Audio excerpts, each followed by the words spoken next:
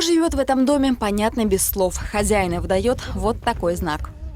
Уже через 2 месяца эту табличку поменяют, и здесь появится новая юбилейная дата. Вместо 65-летия будет 70 лет со Дня Победы.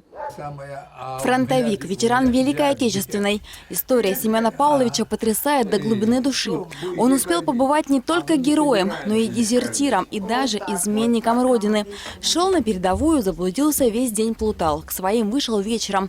А во время войны даже пара часов отлучки из части считалась предательством. За это полагался немедленный расстрел. 2 недели его держали под стражей и допрашивали. Говорил как есть. Да, торопился на войну. Да, виноват. Обязуюсь искупить свою вину кровью. Вот так и записали, и расписался. Потом были 133-я штрафная рота, 3-й батальон. Так бы и остался в штрафбате, да повезло. Замкомандира роты оказался земляком с Алтайского края. И через несколько дней после встречи с ним рядового Семена назначили командиром пулеметного отделения. В этой должности он пошел в свой первый бой и убил первых врагов. Еще живой был. О, Маенгов! Ах ты, курва! Еще вспомнил про Маенгов, про Бога вспомнил, когда еще пришел, да еще про Бога. Вот такое, так я сказал.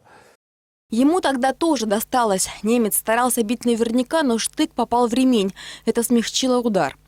В том же бою осколки разорвавшейся мины искалечили Семена Картоножкина так, что хирург в госпитале едва не ампутировал ногу. Домой он вернулся через год после победы, в 46-м. Сегодня вспоминает то время, перебирая награды.